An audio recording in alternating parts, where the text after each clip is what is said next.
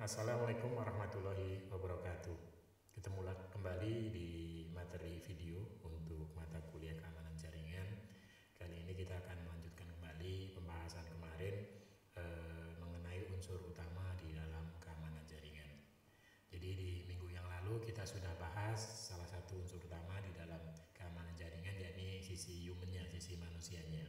Jadi manusia memiliki kelemahan di dalam atau yang punya peran di dalam keamanan jaringan. Nah, sekarang kita coba beralih ke sisi software. Jadi walaupun tetap ya di sisi software pun punya kaitan dengan sisi manusianya atau sisi penggunanya atau sisi usernya.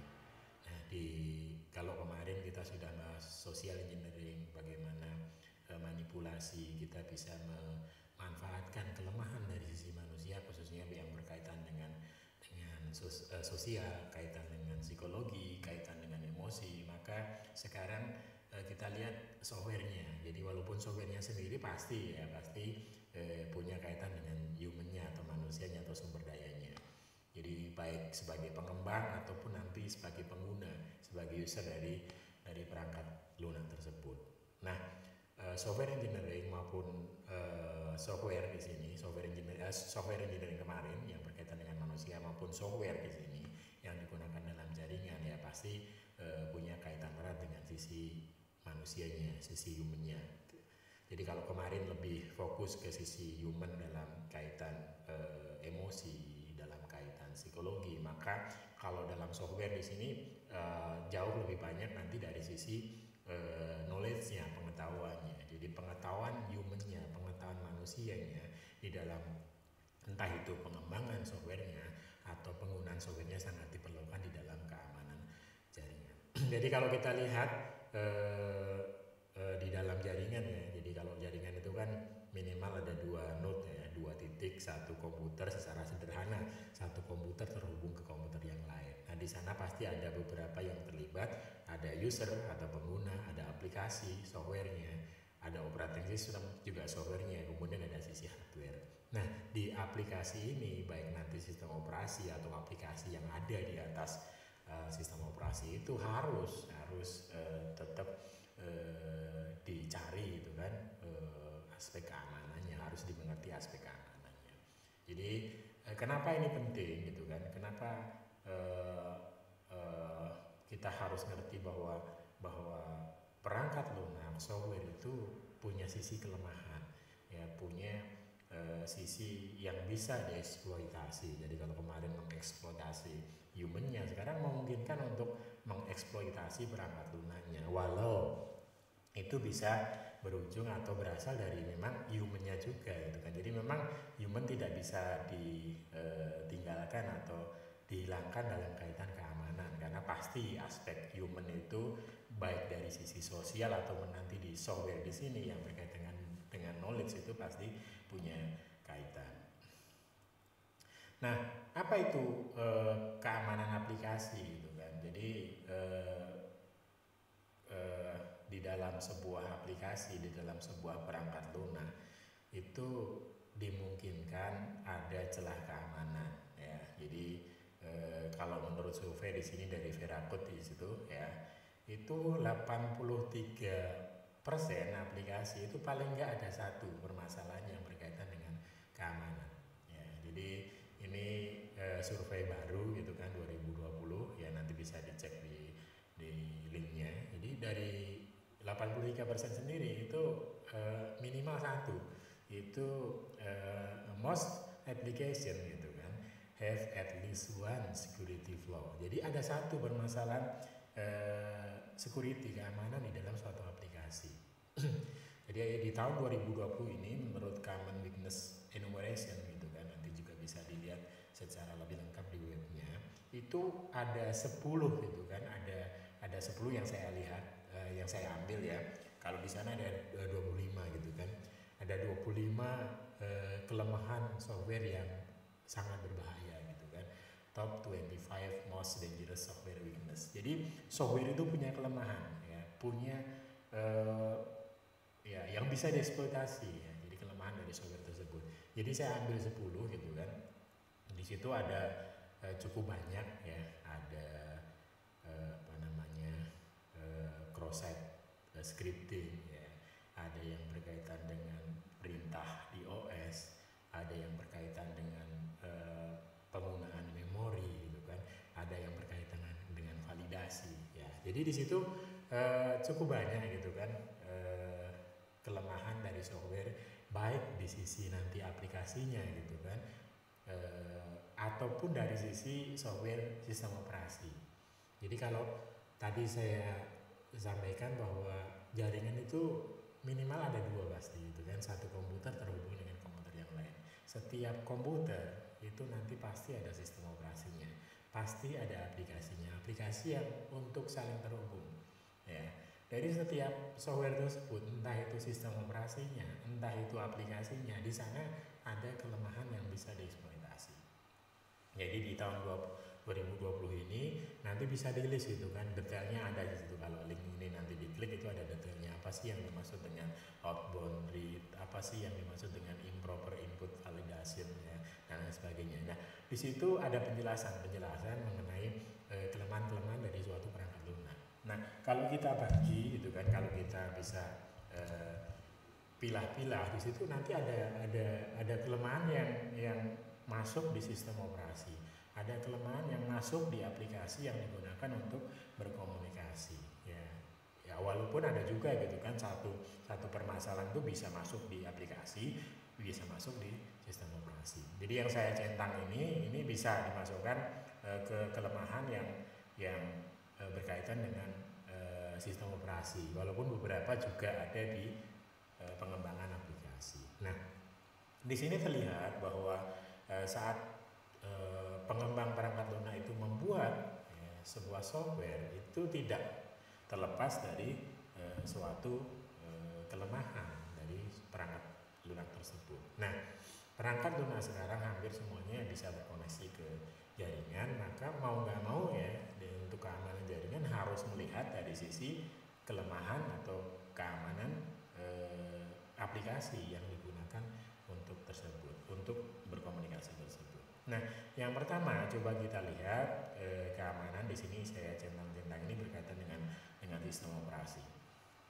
Nah, sistem operasi itu hal yang masih penting ya sampai saat ini gitu kan, ada tulisan di sini why the operating system matters ya, even more in 2017 di situ ya. Jadi ini tulisan tahun 2016 Desember itu masih menganggap bahwa sistem operasi itu penting ya. Tapi ada juga gitu kan yang mungkin punya pendapat apakah sistem operasi itu nanti masih ya penting, dalam artian masih punya peran gitu kan. The operating system is dead ya, long live the operating system, tanda tanya gitu kan.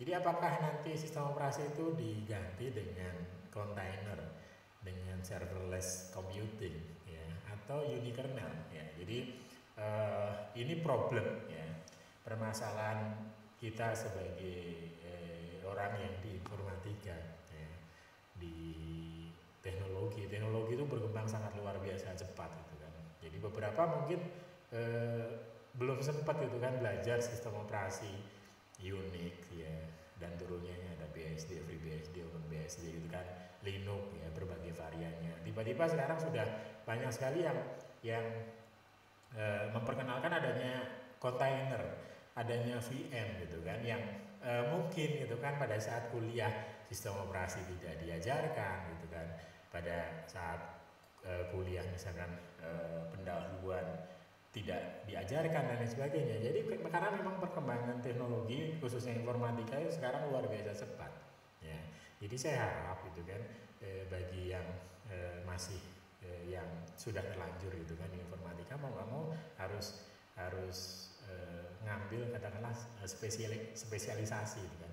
Jadi pada saat kuliah sudah saya harus mengambil bagian ini ya, bagian kecil dari informatika, karena kalau untuk nanti bisa semua gitu kan. Jadi kalau dalam programming itu bisa full stack gitu kan, dari sistem operasi sampai antar muka itu bisa semua, itu sangat sulit ya. Jadi akan lebih baik saat kuliah di S1 ini sudah ngambil spesialisasi gitu kan, saya pengen bagian ini gitu kan. Jadi seperti ini contohnya misalkan sistem operasi. Jadi do operating system matter anymore gitu kan? Apakah sistem operasi itu akan punya peran gitu kan? Apakah penting ya dengan perkembangan saat ini ya. Sampai saat ini di tahun 2020 ini ya masih penting gitu kan. Jadi kalau kita di jaringan ini sistem operasi baik di klien maupun di server itu masih memegang peranan yang sangat penting. Tapi next gitu kan, entah itu beberapa tahun kemudian, beberapa dekade kemudian bisa jadi pengembangan dari VM gitu kan, ada container gitu kan, di situ ada hypervisor gitu kan, dan lain sebagainya bisa berkembang cepat ya. Bisa jadi gitu kan sistem operasi yang ada di sisi server itu sama sekali berubah. Nah ini yang harus terus diikuti ya. Ini memang problem dalam tanda kutip atau mungkin peluang bagi kita yang ada di informatika untuk bisa mengikuti ini mana sih yang kira-kira nanti jadi tren ya. Saya ambil sekarang di S1, saya pelajari lebih baik ya, harapannya nanti bisa diikuti ya, bisa ngambil kesempatan. Jadi contohnya misalkan saya dulu gitu kan tahun 2098 itu sangat suka di bidang keamanan ya. Jadi tahun 98, 99, 2000 itu masih suka di keamanan komputer itu kan. Kemudian S2 tesisnya pun masih berkaitan dengan masalah keamanan komputer. Kemudian pengen melanjutkan S3 di bidang forensik data di tahun 2002. Tapi ya ternyata pada waktu itu kesempatan belum ada ya. Nah hal seperti itu yang mungkin bisa jadi pembelajaran bagi kita semua ya. Sekarang perkembangannya itu luar biasa cepat. Nah kita harus ngambil bagian kecil saja di situ kemudian dikembangkan. Nah ini ya mungkin beberapa di sini pernahkah mencoba kontainer gitu kan, pernah belum install infrastruktur seperti kontainer VM gitu kan, mahasiswa S1 yang ada di sini. Nah itu mungkin salah satu problem kita semua ya. Jadi memang banyak hal yang harus dipersiapkan, infrastrukturnya dan sebagainya. Tapi kalau kita sudah berkomitmen di informatika gitu kan, apalagi mungkin punya slogan gitu kan, punya semangat unggul dalam sains dan teknologi, mau nggak mau ya harus diikuti entah bagaimana caranya.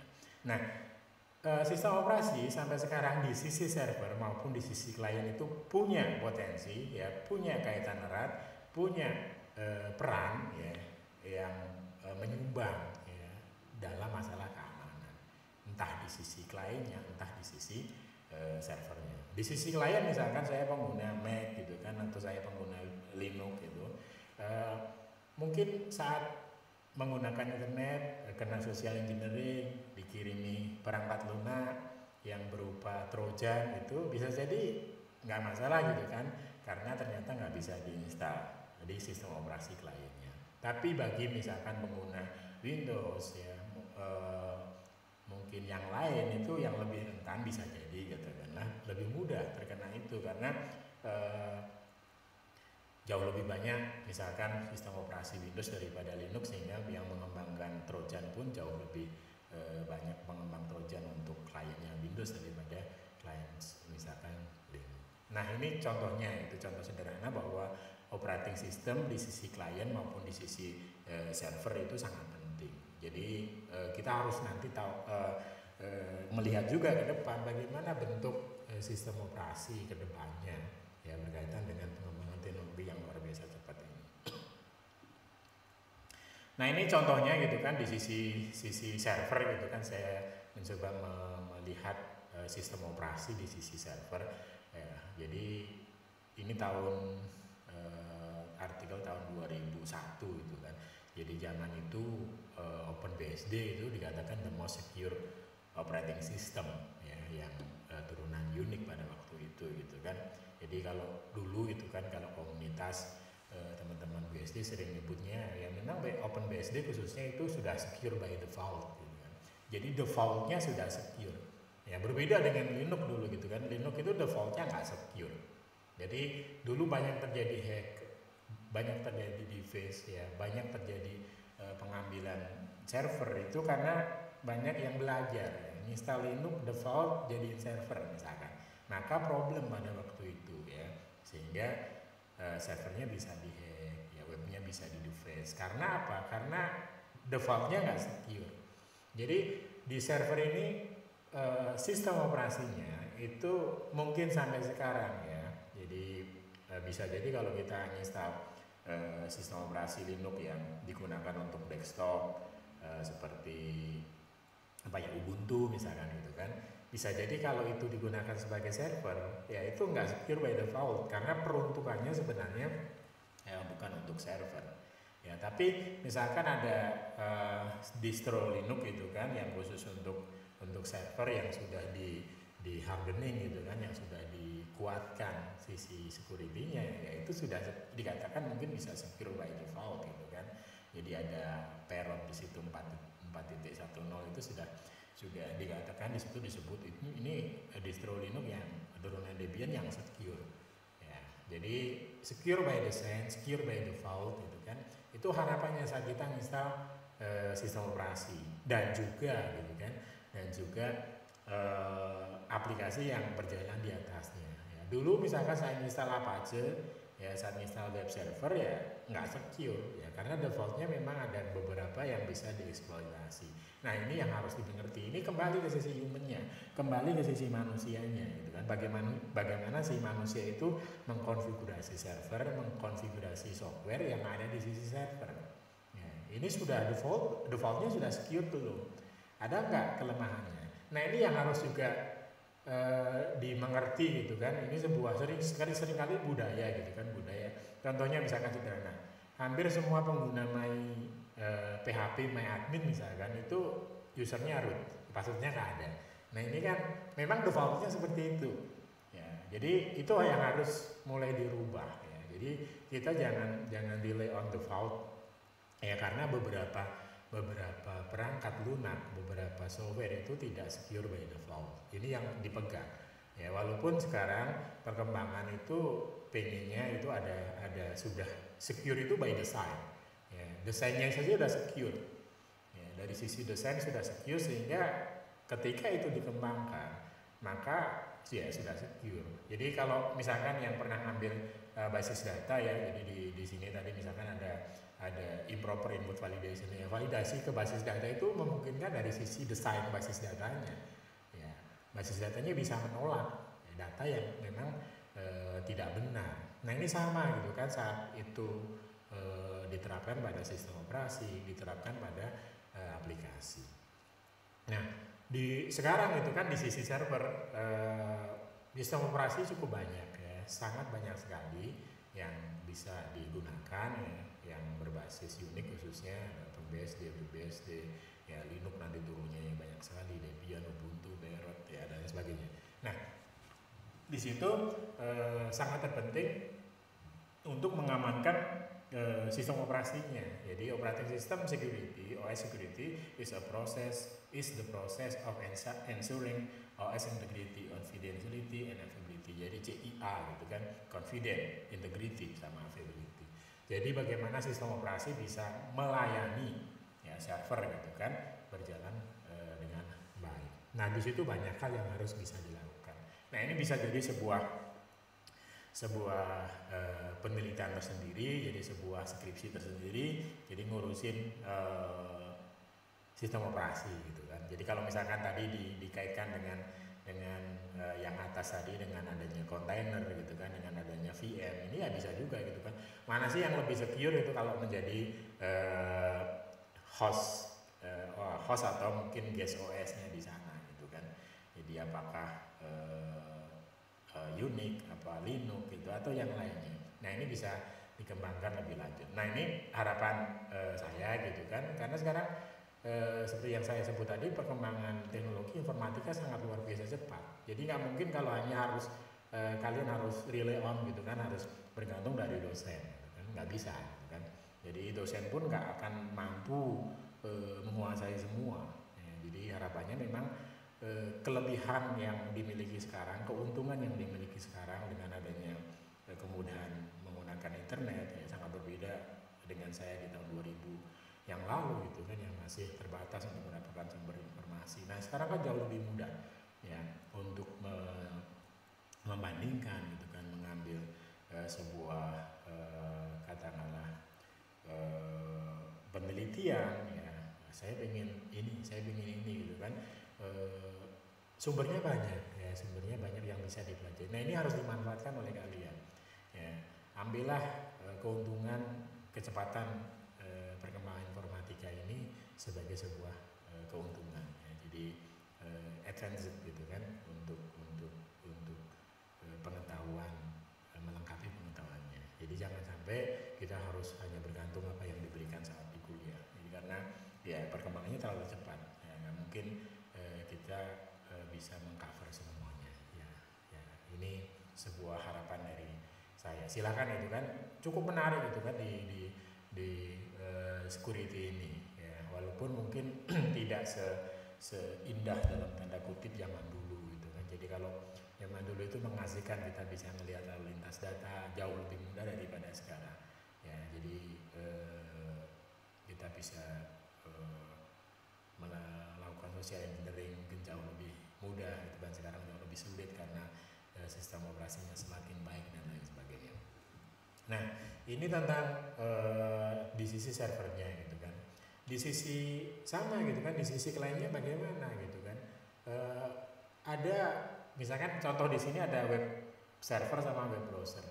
Ya, web browsernya kita pakai Mozilla, kita pakai Internet Explorer, kita pakai Chrome dan lain sebagainya. Masing-masing punya sisi kelemahan. Ya, bisa jadi masing-masing punya sisi kelemahan. Nah, kelemahannya itu datangnya dari mana gitu kan? Kok bisa dieksploitasi? Ya, kok bisa dimanfaatkan? Nah, itu semuanya kita harus ngerti bagaimana jaringan itu bekerja, bagaimana program yang ada di sisi klien sama yang ada di sisi server itu bekerja. Mau nggak mau seperti itu. Dan untuk mengamankannya pun sama, kita harus ngerti. Jadi contohnya di sini, bagaimana sebuah web server sama browser itu bekerja? Oh ternyata pakai protokol yang namanya HTTP. Ya gimana sih HTTP itu bekerja gitu kan? Gimana dia ngambil filenya?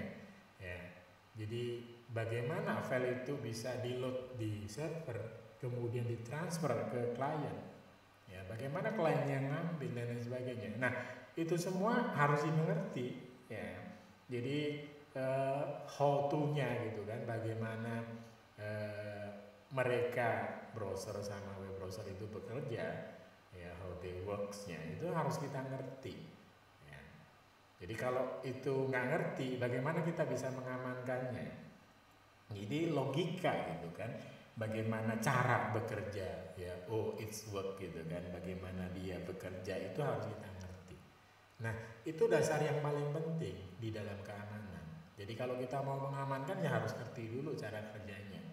Jadi cara kerja web server sama web browser itu gimana sih? Ya, saat kita ketikkan di web browser kita www.aquin.ac kemudian di enter, kok halamannya bisa muncul di depan kita? Itu nalarnya gimana? Itu logiknya gimana? Itu yang harus kita ngerti. Ya. Jadi dua buah komputer ini kembali ke pelajaran atau mata kuliah mungkin dulu jaringan ya. Dua komputer saling terhubung itu ada beberapa tahapan, ada beberapa tata cara, bergantung dari misalkan protokolnya, mau TCP atau UDP, ya ada three-way handshake dan sebagainya. Itu harus dimengerti. Ya, jadi contohnya misalkan HTTP itu protokol transportnya pakai apa? Oh pakai TCP gitu kan. Oh kemudian portnya berapa yang dibuka di sisi server? Ya, berapa yang ada di sisi klien gitu kan? Setelah port di sisi server dibuka, itu gimana sih mengambil filenya yang ada di directory server? Ya, di mana konfigurasinya? Apa yang harus diamankan? Belum lagi kalau misalkan berkaitan dengan basis data. Ya, jadi ini bisa diambil sebagai spesialisasi juga. Tadi seperti saya sebutkan, web server cukup banyak ya. Di sini ada banyak web server gitu kan, yang masih mungkin cukup banyak dipakai itu Apache gitu kan. Kemudian ada yang serupa gitu kan, ada Nginx gitu kan dan lain sebagainya. Silakan dipelajari. Nah, tapi mereka semua protokolnya sama, HTTP. Ya, jadi mekanisme cara kerja, bagaimana menyediakan file, bagaimana melokalisasi file, hak aksesnya, ya dan lain sebagainya diatur di web servernya. Nah, ini humannya gitu kan yang nanti mengelola. Jadi kalau salah mengaturnya, salah naruh direktorinya, salah memberikan hak aksesnya, implikasinya keamanan. Ya, jadi silakan gitu kan bisa dieksplorasi web servernya. Ya, belum lagi kalau kita berbicara tentang proxy, berbicara dengan load balancing dan lain sebagainya, cukup luas di sana. Jadi kalau misalkan tertarik, saya tertarik tentang web server gitu kan bisa dipelajari mulai dari semester awal. Ya kemudian jadi sebuah skripsi. Nah ini contohnya gitu kan gambarannya bagaimana sebuah halaman, ya, sebuah dokumen dari web server itu bisa dari server ke klien itu berjalan. Ya, nah ini penting. Ya. Jadi jangan sama sekali ngerti gitu kan, lu kok bisa ya, ya saat kita enter sebuah URL, sebuah halaman itu tiba-tiba muncul di tempat kita itu jalannya gimana ya, ini filenya di mana ya, ya. Jadi kalau kita memegang servernya kita bisa menjelaskan ini filenya di sana, ini direktorinya di sana, ini file indeksnya bernama ini, ya, dan lain sebagainya. Nah ini semuanya nanti dikonfigurasi, ya. Ada konfigurasinya, ada yang ngaturnya. Bisa nggak direktorinya diberikan password gitu kan? Bisa nggak direktorinya diberikan hak akses yang berbeda? Bisa nggak direktorinya nggak bisa dimasukin dan lain sebagainya? Nah ini penting dilakukan kaitannya sebagai sebuah software di server gitu kan. Ini baru gitu kan ngomongin tentang konfigurasi dan lain sebagainya. Nah hal yang sama itu di browsernya. Jadi browsernya konfigurasi, boleh kan kita accept cookies gitu kan, boleh nggak kita ada JavaScript running di tempat kita, boleh nggak ada script yang lain muncul, boleh nggak ada pop-up muncul dan sebagainya. Itu adalah konfigurasi ya, yang ada kaitannya, punya potensi bisa menjadi lubang keamanan. Nah itu dari sisi contohnya di sini web browser sama web server. Belum lagi katakanlah misalkan kalau sekarang kita berbicara mengenai yang terus berkembang IoT, ya. IoT itu protokolnya gimana sih? Ya cara data itu dari sebuah IoT terkirim gitu kan, dia mengirimkan datanya, kemudian sampai di sisi klien, sampai di sisi server itu gimana? Nah ini harus kita mengerti, harus kita mengetahui protokolnya. Jadi kalau yang tertarik di IoT biasanya ngerti gitu kan, protokolnya ada MQTT gitu kan, apa sih bedanya sama HTTP gitu kan, kelebihannya apa, kekurangannya apa, bisa nggak saya menggunakan web server umum gitu kan, saya bisa nggak pakai Nginx, saya bisa nggak pakai Apache itu sebagai server IoT, oh atau harus pakai server tersendiri web servernya ya. Nah ini saat ini masih menjadi sebuah penelitian yang menarik. Nah ini bisa juga digunakan sebagai sebuah penelitian khususnya di S1. Ya kemarin sudah ada gitu kan yang mencoba membandingkan MQTT dan protokol yang lain untuk komunikasi IoT. Ya, jadi ini sama seperti yang saya sampaikan tadi bahwa perkembangan informatika itu luar biasa ya. Jadi kalau Anda itu kan kalau di sini mahasiswa S1 masih muda-muda itu kan, itu kalau saya pribadi mungkin masih seumuran dengan kalian itu senang sekali gitu kan, karena banyak sekali yang bisa dipelajari, banyak sekali yang bisa dipraktekkan, banyak sekali yang bisa diuji coba gitu kan, khususnya misalkan yang berkaitan dengan IoT ini. Jadi di IoT ini saya misalkan sangat tertarik untuk mencoba membandingkan gitu kan antara web server yang murni IoT gitu kan dibandingkan dengan web server biasa ya, entah itu apa aja, entah itu Nginx ya. Jadi kalau ada yang tertarik gitu kan mau ngambil ini skripsinya tentang web server yang untuk IoT, bisa nanti berkomunikasi dengan saya, karena saya terus terang tertarik di web server di IoT ini, walaupun nantinya hanya sebagai mungkin pemakai, karena saya sedikit penasaran gitu kan seperti apa sih IoT web server itu gitu kan, apa bedanya dengan web server yang bisa digunakan secara umum. Jadi keingintahuan ya apa namanya rasa pengen ngerti itu yang harus terus dikembangkan ya. Jadi biar kalian semua itu bisa bersemangat gitu kan. Jadi mengasihkanlah informatika itu ya. Jadi khususnya mungkin di bidang keamanan. Jadi walau terus terang memang saya sudah tidak begitu interest gitu kan di sisi keamanan ini ya, karena banyak faktor yang lain. Saya ingin ada spesialisasi di bidang lain gitu kan, atau memang spesialisasi saya sekarang bukan di bidang ini, tapi ini masih hal yang menarik gitu kan, cukup mengasihkan. Nah di IoT ini gitu kan Anda bisa menelusuri gitu kan protokol yang digunakan untuk pengiriman datanya. Tadi seperti saya sebut ada MQTT itu, ada GoApp gitu kan, ada AMQP dan sebagainya gitu kan, atau bisa pakai HTTP gitu kan, atau pakai ya protokol web biasa gitu kan. Gimana ini perlu DNS enggak gitu kan? Bisa nggak tanpa DNS? Gimana kalau nggak pakai DNS dan lain sebagainya? Cukup banyak sekali yang bisa dibahas di sini. Nah semuanya itu gitu kan, masing-masing protokolnya itu punya implikasi keamanan.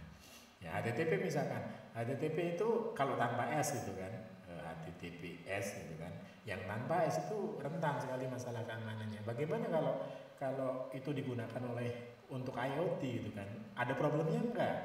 Kalau pakai HTTPS gimana IoT-nya ya? Nge-lag enggak? Ya, apalagi kalau misalkan IoT-nya untuk real time. Nah, problem lagi gitu kan. Nah, ini problem atau masalah yang sangat banyak di IoT ini bisa diangkat menjadi sebuah penelitian ya. Dia bisa diangkat sebagai sebuah skripsi. Ya, jadi silakan gitu kan di dalam keamanan software ini gitu kan, mau nggak mau kita harus ngerti itu keamanan dari sisi protokolnya, gimana protokol itu bekerja. Di situ baru kita ketemu masalah keamanan perangkat lunaknya yang membangun menggunakan protokol tersebut.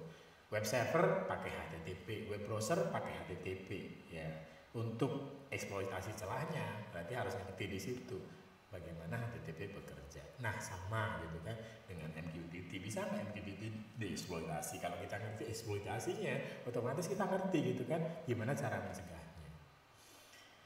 Oke, nah di sini ada sebuah tulisan gitu kan, mana tadi sama seperti saya sampaikan tadi bahwa ini Mei 2020 ini masih menjadi sebuah pertanyaan ya. HTTP versus MQTT, which communication protocols that you use in your IoT application, masih gitu kan.